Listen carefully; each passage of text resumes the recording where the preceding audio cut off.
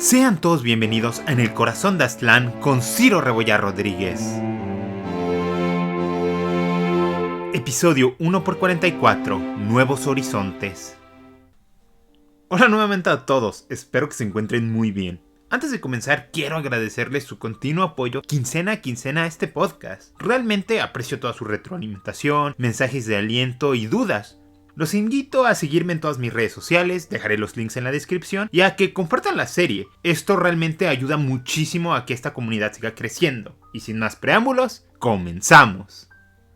En el capítulo anterior analizamos a profundidad la complicada marcha castellana fuera del alcance de los mexicas.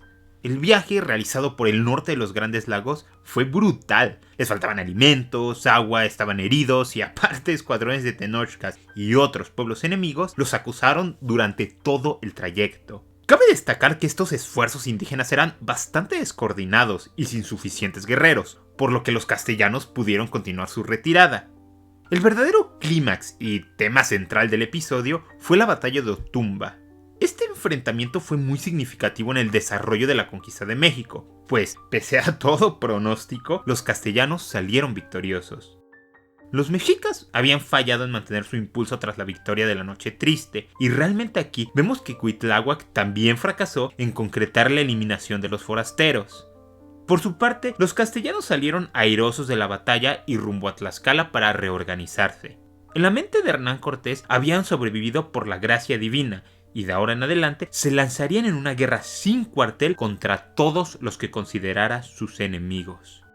Tras la victoria en Otumba, los castellanos todavía no estaban fuera del peligro. Los mexicas podían atacarlos nuevamente, o peor aún, sin la fuerza y aura de invencibilidad de los meses anteriores, quizás el recibimiento en Tlaxcala no fuese tan amistoso. Con esto en mente, el ejército cortesiano pasó la noche en Xaltepec, un pequeño poblado cerca de las fronteras de la Confederación Tlaxcalteca.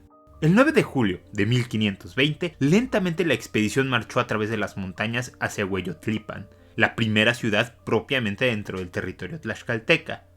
Para alivio del caudillo, el recibimiento fue bastante bueno. Los líderes de la ciudad les ofrecieron 3 días de descanso, comida y seguridad. En estas jornadas, el daño a la causa europea quedó en evidencia para Cortés. Habían perdido muchos hombres, caballos, piezas de artillería, pólvora y hasta flechas para sus ballestas. No obstante, lo más preocupante era la pérdida del oro. Esto no lo mencioné durante el capítulo de la Noche Triste, pero básicamente gran parte del oro que habían derretido en barras se perdió durante la batalla en la calzada. En consecuencia, Hernán promulgó una de sus órdenes más controversiales. Todos los que hayan guardado oro para sí mismos debían devolverlo a su capitán. De no hacerlo, serían condenados a muerte. Como se podrán imaginar, aquel decreto causó una enorme conmoción entre los soldados, los cuales argumentaban correctamente que aquel oro no se lo robaron a la corona de Castilla y que el propio Hernán se los había entregado. Independientemente de sus argumentos, la realidad es que Cortés necesitaba reabastecer los cofres de la expedición y avanzó en su programa. Existe mucha controversia acerca de lo que ocurrió con este nuevo bache de oro. Algunos argumentan que sí los utilizó correctamente, mientras que otros señalan que simplemente quería enriquecerse. La realidad es que probablemente ambas hipótesis sean correctas. Pero bueno, en este tiempo, Xicoténcatl el Viejo, Maxicatzin y otros notables visitaron a Hernán y le extendieron su amistad. Sin embargo, esto había sido producto de largas y contenciosas discusiones en Tlaxcala. Déjenme explicarles. Tras la derrota en Otumba, los mexicas no se quedaron totalmente de brazos cruzados, y Cuitláhuac concluyó que una alianza pan-indígena sería la forma más sencilla de terminar con la crisis. A este fin envió una embajada a concretar un trato con los tlaxcaltecas. Los emisarios llevaron consigo costosos regalos de plumas, algodón y sal, así como una propuesta: niéguenle a Cortés cualquier ayuda y les daremos aún más favores. Esta era una oferta interesante, y los emisarios fueron llevados directamente al liderazgo tlaxcalteca a presentarla.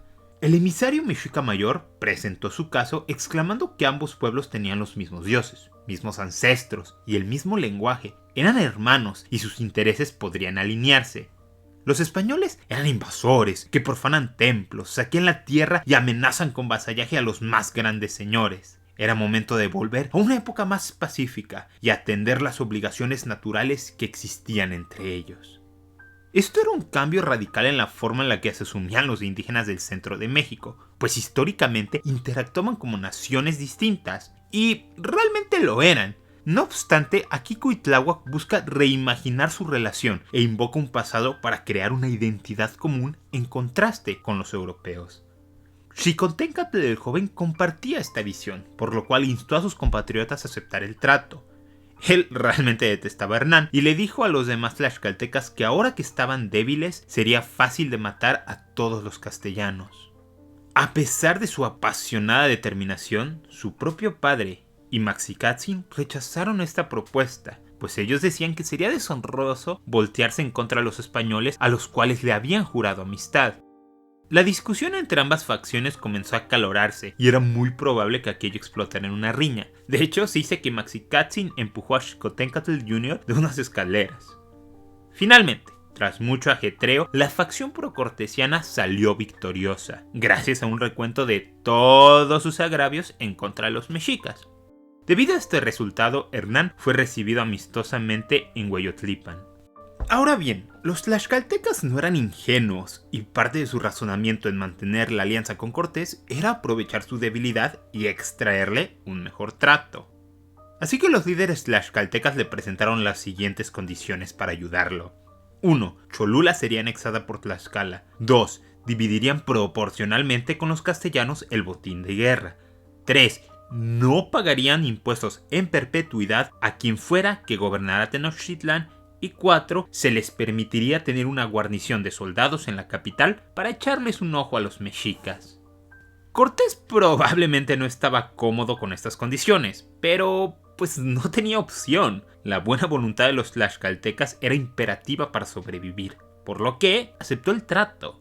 Renovado su pacto, los castellanos continuaron su marcha a Tlaxcala propiamente, donde fueron recibidos con muchísima pompa y cariño. Cuitláhuac resintió el rechazo de los tlaxcaltecas, decidiendo expandir su búsqueda de aliados hacia nuevos horizontes. Naturalmente, esto lo llevó a indagar con los tarascos o purépechas. Los purépechas han estado al margen de nuestra narrativa, principalmente porque están separados geográficamente de los lugares principales de esta particular historia. En general, el reino, imperio, estado purépecha había sido uno de los más férreos rivales de los mexicas. De hecho, los vencieron en distintas guerras y frenaron su expansión hacia esa zona. Los purépechas habitaban principalmente regiones de lo que hoy es el estado de Michoacán. Al igual que los mexicas, estos estaban gobernados por un rey en una especie de monarquía teocrática. Su líder recibía el título de Canzonsi, y él era la máxima autoridad jurídica, política, religiosa y económica dentro de sus dominios. Cuitláhuac quería nuevos aliados y envió a 10 emisarios a platicar con Zuanga, el actual rey purépecha, y a entregarle unos cuantos regalitos. La embajada se presentó ante el Canzonsi y le dijeron lo que había acontecido. Extraños y peligrosos seres que montan venados han venido a nuestras tierras, nos han atacado y marchan de la mano de los tlaxcaltecas. Zuanga escuchó con atención el relato y demás descripciones de los invasores. Esta era una historia bastante sorprendente, por lo que consultó a sus más importantes asesores sobre qué debían hacer. Parafraseándolo, les expuso lo siguiente: el mensaje que me traen los mexicas es muy serio. Nosotros no teníamos idea de que siquiera existieran otras personas. Sin embargo, ¿qué propósito tendría o qué ganaríamos con enviar soldados a los territorios mexicas? Siempre que hemos interactuado con ellos ha sido como enemigos, y en batalla existe muchísima hostilidad entre nosotros. ¿Qué nos garantiza que esto no sea una mentira para destruirnos? Los asesores estaban de acuerdo con esta incertidumbre, y no los culpo.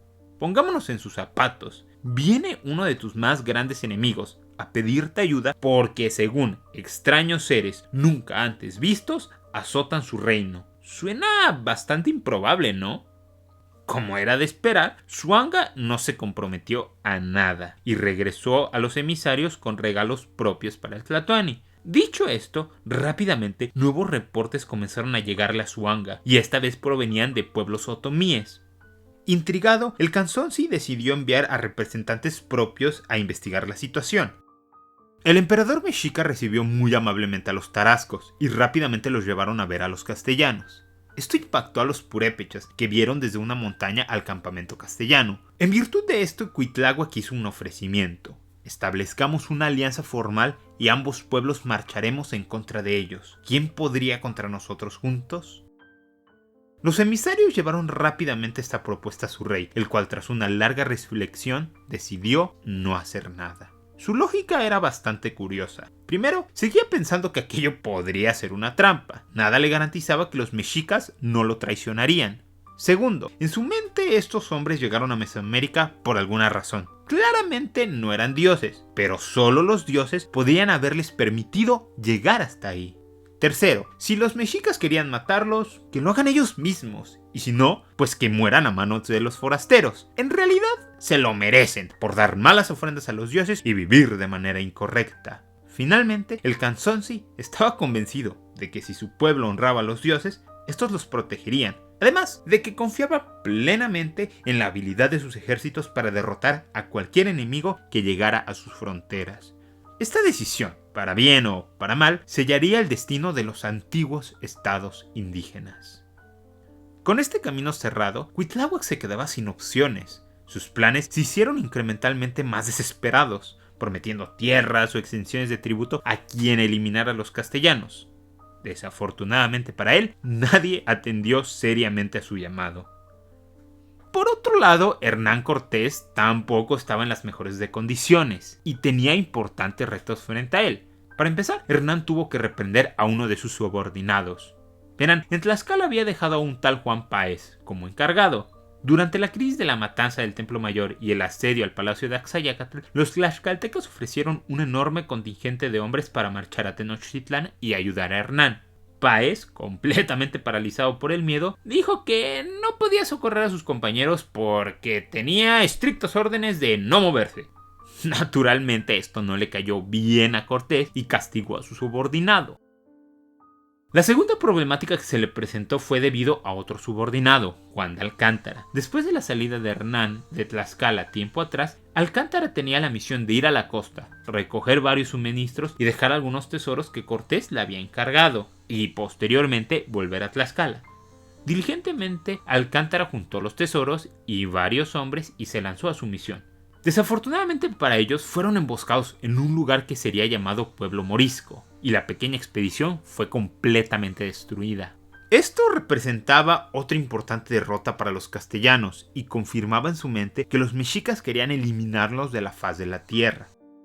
Esta acción, cuando llegó a oídos de Hernán, desató una enorme indignación y determinó castigar con tremenda violencia a todos los aliados mexicas que se, entre comillas, rebelaron en contra de su rey. La tercera, y sin lugar a duda la más fuerte de sus problemáticas, era la moral interna.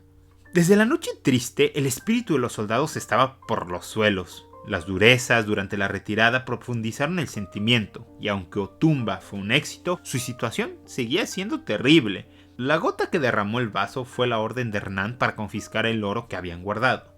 Rápidamente, las tropas comenzaron a aliarse para protestar las acciones de Hernán y demandar que volvieran a la seguridad de la costa, o inclusive a Cuba. De entre los hombres, Andrés de Duero emergió como su líder. Duero estaba furioso de que le quitaran el oro que había guardado. Además, no confiaba en la lealtad de los tlaxcaltecas ni en la capacidad de los castellanos para derrotar al imperio mexica. Aquel sentimiento de frustración y deseo de volver fue presentado ante Hernán en un documento formal. En este requerimiento, Duero explica magistralmente lo que pedía a su capitán y argumentaba por un regreso a la costa, explicando por qué aquello sería la mejor y más honorable acción en estos momentos. Hernán Cortés respondió a los amotinados con sus propios razonamientos, llamó a su sentido del honor y servicio al rey. Una de las frases que más destacó fue: «Siempre a los osados ayuda la fortuna». Los soldados aceptaron seguir luchando, pero con la condición de volver si las cosas empeoraban o si la ocasión lo hacía favorable. Por ahora, la crisis se había calmado, pero Cortés sabía lo volátil que puede ser la mente de un soldado. En consecuencia, decidió ser osado y comenzar con su fiera campaña en contra de todos sus enemigos.